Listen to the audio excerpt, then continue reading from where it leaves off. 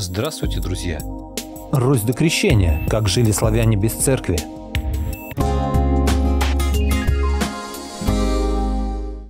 Докрещенский период истории Руси был большой головной болью советских историков и идеологов. О нем проще было забыть и не упоминать. Проблема была в том, что в конце 20-х и начале 30-х годов 20-го столетия советские ученые гуманитарных наук смогли более-менее обосновать закономерную эволюционность новоиспеченной коммунистической идеологии Карла Маркса и Ленина Бланка и разбили всю историю на 5 известных периодов. От первобытно-общинной формации до самой прогрессивной и эволюционной коммунистической. Но период истории России до принятия христианства не вписывался ни в одно стандартное лекало, не был похож ни первобытно-общинный строй, ни на рабовладельческий, ни на феодальный, а скорее был похож на социалистический. И в этом состояла вся комичность ситуации и большое желание не обращать на этот период научного внимания. В этом была и причина недовольства Фрояновым и другими советскими учеными, когда они пытались в этом периоде истории разобраться. В период перед крещением Руси у русов было бесспорно свое государство, и при этом не было классового общества, в частности феодального. И неудобство было в том, что классическая советская идеология утверждала, что класс феодалов создает государство как инструмент своего политического господства и подавления крестьян. А тут получалась неувязочка. Более того, судя по воинским победам русов над соседями, и что сама царица мира, Византия, платила им дань, то получалось, что оригинальный уклад общества и государства наших предков был более эффективным, гармоничным и выигрышным по сравнению с другими укладами и структурами того периода и у других народов.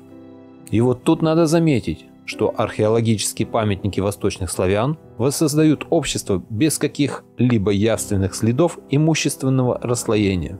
Выдающийся исследователь восточнославянских древностей И.И. Ляпушкин подчеркивал, что среди известных нам жилищ в самых разных регионах лесостепной полосы нет возможности указать такие, которые по своему архитектурному облику и по содержанию найденного в них бытового и хозяйственного инвентаря выделялись бы богатством. Внутреннее устройство жилищ и найденный в них инвентарь пока не позволяют расчленить обитателей этих последних лишь по роду занятий на землевладельцев и ремесленников. Другой известный специалист по славяно-русской археологии В.В. Седов пишет: возникновение экономического неравенства на материалах исследованных археологами поселений выявить невозможно. Кажется, нет отчетливых следов имущественной дифференциации славянского общества и в могильных памятниках VI-VIII веков. Все это требует иного осмысления археологического материала, отмечает в своем исследовании И.Я. Фроянов. То есть, в этом древнерусском обществе не было смыслом жизни накопления богатств и передачи его детям. Это не было какой-то мировоззренческой или нравственной ценностью, и это явно не приветствовалось и презрительно порицалось. А что было ценным? Это видно из того, чем клялись русские, ибо клялись самым ценным, например. И в договоре с греками 907 года русы клялись не золотом, не матерью и не детьми, а оружием своим и Перуном богом своим, и Волосом, скотьим богом. Также Перуном и Волосом клялся Святослав в договоре 971 года с Византией. То есть самым ценным считали свою связь с Богом, с богами, их почитание и свою честь и свободу. В одном из договоров с византийским императором есть такой фрагмент клятвы Святослава в случае нарушения клятвы. «Пусть будем мы золотые, как золото это». Золотая дощечка-подставка византийского писца.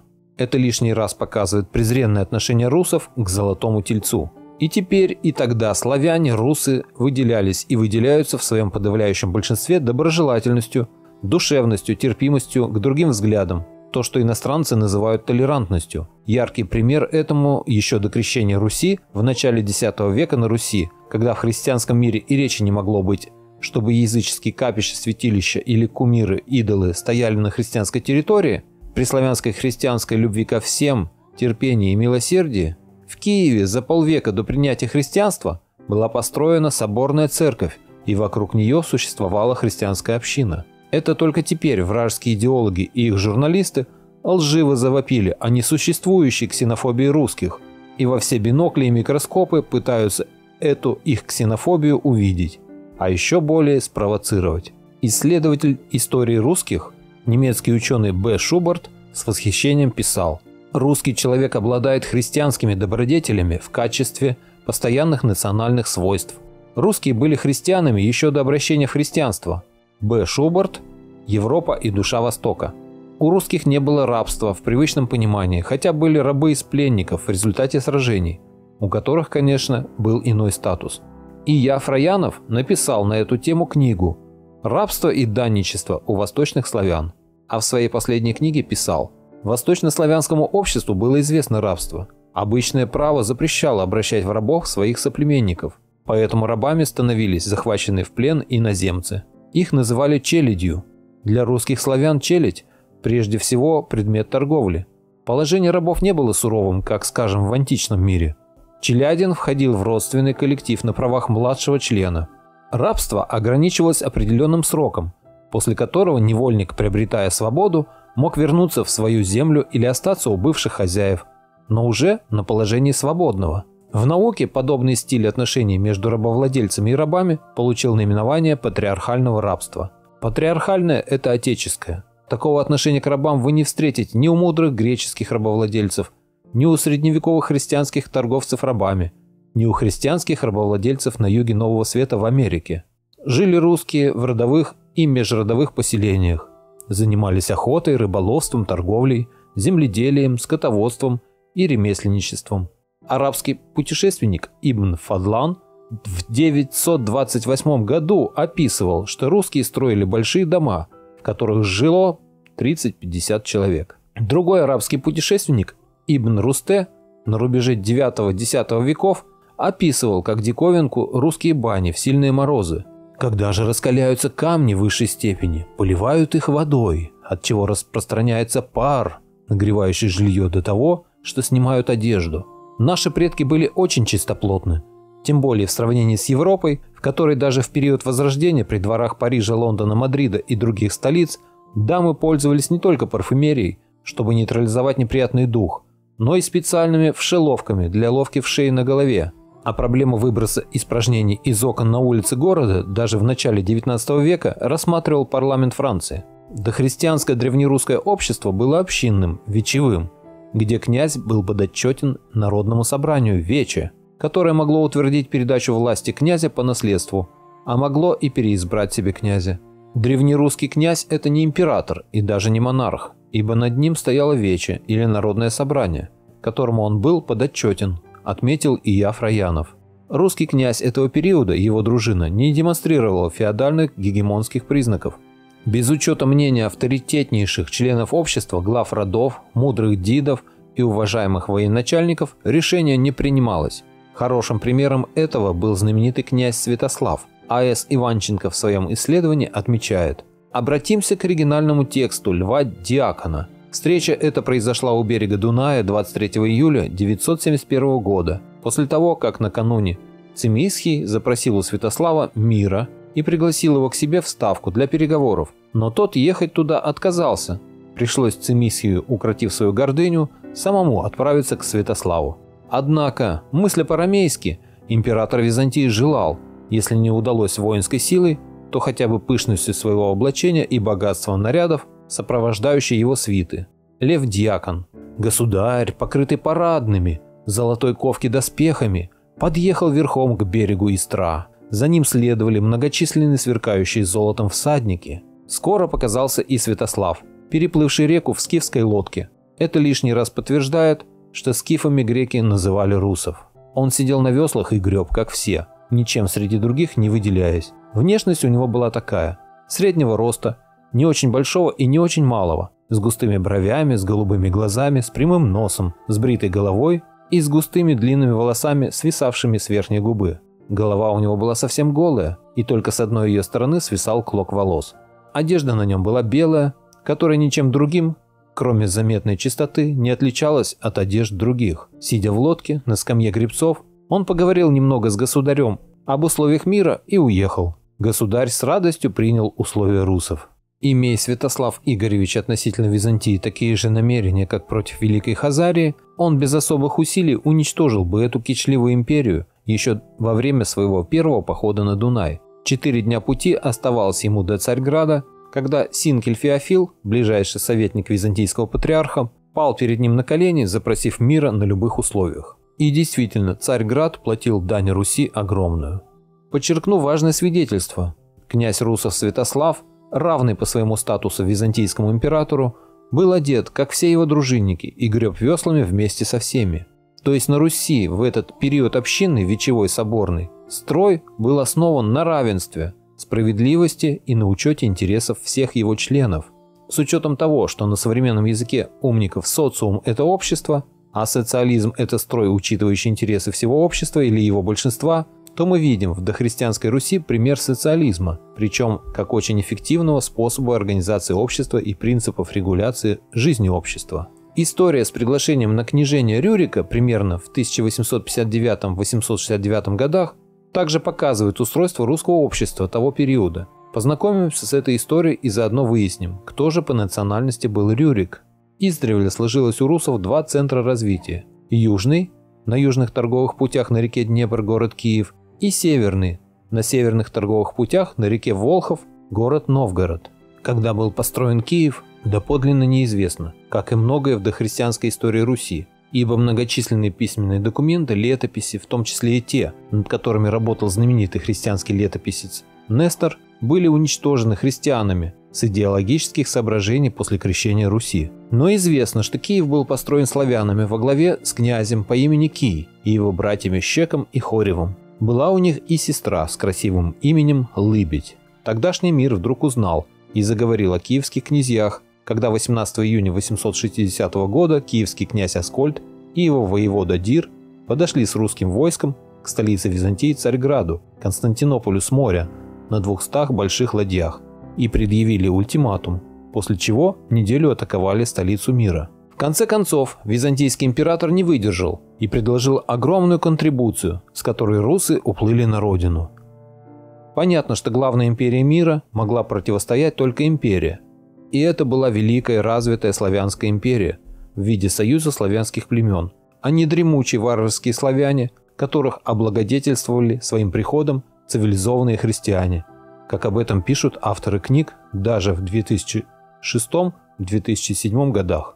В этот же период на севере Руси в 860-х годах появился еще один сильный князь – Рюрик. Нестор писал, что прибыл Рюрик и его братья с роды своими. Те варяги назывались Русью. Русский Старгород находился в районе теперешних западногерманских земель – Ольденбург и Макленбург, и примыкающего к ним Балтийского острова Рюген. Именно там и находилась Западная Русь или Рутения, объяснял в своей книге В.Н. Емельянов. Что же касается варягов, то это не энтоним, как обычно ошибочно ассоциируемый с норманами, а название профессии воинов. Воины-наемники, объединяемые под общим названием варяги, были представителями разных родов западно-балтийского региона. Западные русы тоже имели своих варягов. Именно из их числа и был призван родной внук новгородского князя Ростомысла Рюрик, сын его средней дочери Умилы. Он пришел в Северную Русь со столицей в Новгороде, так как мужская линия Ростомысла угасла еще при его жизни.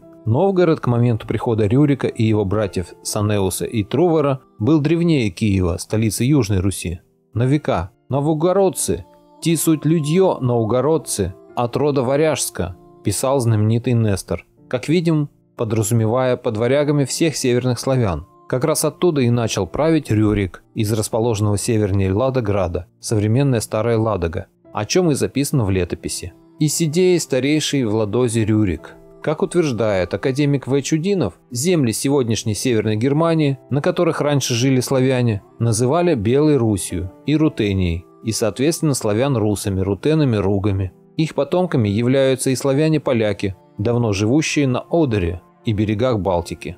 Ложь, направленная на кастрацию нашей истории, это так называемая нормандская теория, по которой Рюрик с братьями веками упорно числятся скандинавами, а не западными русами, возмущался в своей книге В.Н. Емельянов. А ведь имеется книга француза Кармье «Письмо о Севере», изданная им в 1840 году в Париже, а затем в 1841 году в Брюсселе. Этот французский исследователь, не имеющий, к нашему счастью, никакого отношения к спору антинорманистов с норманистами, во время посещения им Макленбурга, то есть как раз той области, откуда был призван Рюрик, записал среди легенд, обычаев и обрядов местного населения также и легенду о призвании на Русь 3 сыновей князя славян Ободричей – Годлава. Таким образом, еще в 1840 году среди онемеченного населения Мекленбурга бытовала легенда о призвании. Исследователь истории Древней Руси из Сан-Франциско, США, Николай Левашов в своей книге «Россия в кривых зеркалах» 2007 год пишет: «Но самое интересное в том, что даже фальшивку они не смогли сделать без серьезных противоречий и пробелов. По официальной версии, славяно-русское государство, Киевская Русь, возникла в IX-X веках и возникла сразу в готовой форме, со сводом законов, с довольно сложной государственной иерархией, системой верований и мифов. Объяснение этому в официальной версии весьма простое. Дикие славяне-русы пригласили к себе в князя Рюрика Варяга, якобы шведа, забыв о том, что в самой Швеции в то время никакого организованного государства еще просто не было, а были только дружины ярлов, которые занимались вооруженным грабежом своих соседей». Интересная дискуссия развернулась в журнале «Итоги», номер 38 за сентябрь 2007 года, между мэтрами современной российской исторической науки профессорами А. Кирпичниковым и В. Яниным по поводу 1250-летия Старой Ладоги, столицы Верхней или Северной Руси. Валентин Янин: «Давно уже неуместно рассуждать о том, что призвание варягов – это антипатриотический миф. При этом надо понимать, что до прихода Рюрика у нас уже существовала некоторая государственность. Тот же старейшина Гостомысл был до Рюрика, благодаря чему варяг, собственно, и был приглашен местными элитами княжить. Новгородская земля была местом жительства 3 племен – кривичей, славян и финно-угров. Сначала им владели варяги, которые хотели, чтобы им платили по белке с каждого мужа. Возможно, именно из-за этих непомерных аппетитов их вскоре прогнали, и племена стали вести, так сказать, суверенный образ жизни, который до добра не довел. Когда между племенами начинались разборки, решено было отправить послов к нейтральному Рюрику, к тем варягам, которые называли себя Русью. Проживали они на территории Южной Балтики, Северной Польши и Северной Германии. Наши пращуры призвали оттуда князя, откуда многие из них и сами были родом. Можно сказать, что они обратились за помощью к дальним родственникам. Если исходить из реального положения дел, то до Рюрика элементы государственности среди упомянутых племен уже были. Посмотрите, Рюрику местная элита предписала, что он не имеет права собирать дань с населения, как это могут делать только сами высокопоставленные новгородцы, а ему должны давать только дар за отправление им обязанностей. Опять переведу на современный язык – наемного менеджера. Весь бюджет также контролировался самими новгородцами. К концу XI века они вообще создали свою вертикаль власти – посадничество, которое затем сделалось главным органом Вечевой республики. Кстати, я думаю, что не случайно Олег, ставший после Рюрика новгородским князем, не захотел здесь задерживаться и направился в Киев, где уже стал безраздельно властвовать. Рюрик умер в 879 году, и его единственный наследник Игорь был еще очень юн, поэтому Русь возглавил его родственник Олег. В 882 году Олег решил захватить власть во всей Руси, что означало объединение северной и южной частей Руси под его властью, и двинулся военным походом на юг. И взяв приступом Смоленск, Олег двинулся на Киев.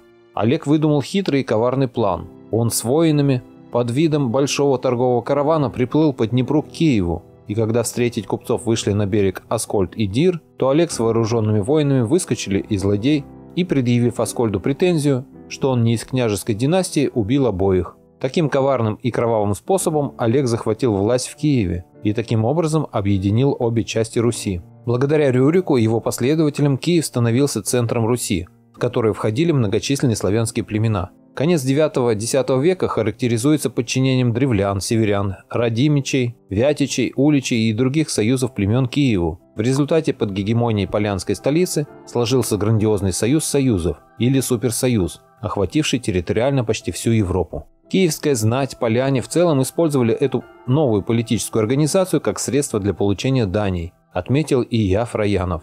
Соседние с Русью угры-венгры очередной раз двинулись через славянские земли в сторону былой Римской империи и по дороге попытались захватить Киев, но не получилось, и, заключив в 898 году союзный договор с киевлянами, двинулись в поисках военных приключений на запад и дошли до Дуная, где и основали Венгрию, которая сохранилась и до наших дней. А Олег, отразив нападение угров-хунов, задумал повторить знаменитый поход Аскольда на Византийскую империю и стал готовиться. И в 907 году состоялся знаменитый Второй поход русов во главе с Олегом на Византию. Огромное русское воинство двинулось опять на ладьях и сушей на Царьград Константинополь. На этот раз византийцы, наученные предыдущим горьким опытом, решили быть умнее и умудрились перетянуть вход в бухту у столицы огромной толстой цепью, чтобы помешать входу русского флота. И помешали. Русы на это посмотрели, высадились на сушу, поставили ладьи на колеса, катки и под их прикрытием, от стрел и под парусами, пошли в атаку. Потрясенный необычным зрелищем и напуганный византийский император со своим окружением запросил мира и предложил выкупиться. Возможно, с тех пор и пошло крылатое выражение о достижении цели любыми путями, не мытьем, так катанием. Загрузив на ладьи и телеги огромную контрибуцию, русы потребовали и выторговали себе еще и беспрепятственный доступ русских купцов на византийские рынки и редчайший эксклюзив – беспошлинное право торговли русских купцов на всей территории Византийской империи. В 911 году обе стороны этот договор подтвердили и пролонгировали в письменной форме. И на следующий год, 912, Олег передал правление процветающей Руси Игорю, который женился на псковянке Ольге, перевозившей некогда его на лодке через реку у Пскова. Игорь удержал Русь в целостности и смог отразить опасный набег печенегов. И судя по тому, что Игорь в 941 году двинулся третьим военным походом на Византию, то можно догадаться, что Византия перестала соблюдать договор с Олегом. На этот раз византийцы приготовились основательно. Цепи вешать не стали, а додумались забросать русские ладьи сосудами с горящим маслом, греческий огонь, из метательных орудий. Этого русские не ожидали, растерялись и, потеряв много судов, высадились на сушу и устроили жестокую сечу. Константинополь не взяли, понесли серьезный урон и затем в течение полугода злые возвращались домой с различными приключениями. И тут уже стали готовиться более основательно к новому походу. И в 944 году в четвертый раз двинулись на Византию. На этот раз византийский император, предчувствуя беду, на полпути запросил мир на выгодных для русов условиях. Те согласились и, груженные византийским золотом и тканями, вернулись в Киев. В 945 году, во время сбора дани Игорем с дружиной у древлян, произошел какой-то конфликт. Славяне-древляне во главе с князем Малом решили, что Игорь с дружиной переборщил в требованиях и сотворил несправедливость. И древляне убили Игоря и перебили его дружинников. А вдовевшая Ольга направила к древлянам большое войско и люто отомстила. Русью стала править княгиня Ольга. Со второй половины 20 века в распоряжении исследователей стали поступать новые письменные источники – берестяные грамоты. Первые берестяные грамоты были найдены в 1951 году в ходе археологических раскопок в Новгороде. Уже обнаружено более 1000 грамот. Общий объем словаря берестяных грамот составляет более 3200 слов. География находок охватывает 11 городов. Новгород, Старая Русса, Торжок, Псков, Смоленск, Витебск, Мстиславль, Тверь, Москва, Старая Рязань, Звенигород, Галицкий. Самые ранние грамоты относятся к XI веку, 1020 год, когда указанная территория еще не была христианизирована. К этому периоду относятся 30 грамот, найденных в Новгороде, и одна в Старой Руси. До XII века ни Новгород, ни Старая Русса еще не были крещены, поэтому имена людей, встречающиеся в грамотах XI века, языческие, то есть настоящие русские. К началу XI века население Новгорода переписывалось не только с адресатами, находящимися внутри города, но и с теми, кто был далеко за его пределами, в деревнях, в других городах. Даже деревенские жители из самых отдаленных деревень писали на бересте хозяйственные поручения и простые письма. Именно поэтому выдающийся лингвист и исследователь новгородских грамот академик А.А. Залезняк утверждает, что эта древняя система письма была очень распространенной. Эта письменность была распространена по всей Руси. Прочтение берестяных грамот опровергло существовавшее мнение о том, что в Древней Руси грамотными были лишь знатные люди и духовенство. Среди авторов и адресатов писем немало представителей низших слоев населения. В найденных текстах есть свидетельства практики обучения письму, азбук, прописей, числовых таблиц, проб пера. Писали шестилетние дети. Есть одна грамота, где вроде бы некоторый год обозначен. Писал его 6-летний мальчик. Писали практически все русские женщины. Сейчас мы совершенно точно знаем, что значительная часть женщин и читать, и писать умела. Письма XII века вообще в разных отношениях отражают общество более свободное, с большим развитием, в частности женского участия, чем общество ближе к нашему времени. Этот факт вытекает из берестяных грамот совершенно ясно. О грамотности на Руси красноречиво говорит тот факт, что картина Новгорода XIV века и Флоренции XIV века по степени женской грамотности в пользу Новгорода. Специалисты знают, что Кирилл и Мефодий изобрели глаголицу для болгар и в Болгарии провели всю оставшуюся жизнь. Письмо, называемое кириллицей, хоть и имеет схожесть в названии, но ничего общего с Кириллом не имеет. Название кириллица происходит от обозначения письма, русское каракули или, например, французское экрира, и найденная при раскопках Новгорода дощечка, на которой писали в древности, называется кера. В повести временных лет, памятники начала XII века, о крещении Новгорода сведений нет. Следовательно, новгородцы и жители окрестных сел писали за 100 лет до крещения этого города. И досталась письменность новгородцам отнюдь не от христиан. Письменность на Руси существовала задолго до христианства. Доля нецерковных текстов в самом начале XI века составляет 95% всех найденных грамот. Тем не менее, для академических фальсификаторов истории долгое время являлась основополагающей версия о том, что русский народ обучался грамоте у пришлых священников, у чужеродцев. Помните, мы с вами уже обсуждали такую тему. Когда наши предки вырезали на камне руны, славяне уже писали друг другу письма, но в своем уникальном научном труде «Ремесло Древней Руси», выпущенном еще в 1948 году, археолог-академик Б.А. Рыбаков опубликовал такие данные. Существует укоренившееся мнение, что церковь была монополистом в деле создания и распространения книг. Мнение это усиленно поддерживалось самими церковниками. Верно здесь лишь то, что монастыри и епископские или митрополичьи дворы были организаторами и цензорами книжного списания, выступая нередко в роли посредников между заказчиком и писцом, но выполнителями зачастую оказывались не монахи, а люди, не имевшие никакого отношения к церкви. Мы произвели подсчет писцов в зависимости от их положения. Для домонгольской эпохи результат был таков. Половина книжных писцов оказались мирянами. Для XIV-XV века подсчеты дали следующие результаты. Митрополитов 1, диаконов 8, монахов 28, диаков 19, попов 10, рабов божьих 35, поповичей 4, парабков 5. Поповичей нельзя считать в разряде церковников, так как почти обязательна для них грамотность, попов сын грамоте не умеет изгой, не предрешал еще их духовной карьеры. Под расплывчатыми наименованиями вроде «раб Божий», «грешник», «унылый раб Божий», «грешный» и «дерзкий назло», «а на добро ленивый» и тому подобное, без указания на принадлежность к церкви, мы должны понимать светских ремесленников. Иногда встречаются более определенные указания. Писал Евстафия, мирской человек, а прозвище ему Шепель, Овсей Распоп, Фома Писец. В таких случаях у нас уже не остается сомнений в мирском характере писцов. Всего, по нашему подсчету, 63 мирянина и 47 церковников, то есть 57% ремесленников-писцов не принадлежало к церковным организациям. Основные формы в изучаемую эпоху были те же, что и в домонгольскую – работа на заказ и работа на рынок. Между ними существовали различные промежуточные стадии, характеризовавшие степень развитости того или иного ремесла. Работа на заказ характерна для некоторых видов вотчинного ремесла и для отраслей, связанных с дорогим сырьем, как, например, ювелирное дело или литье колоколов.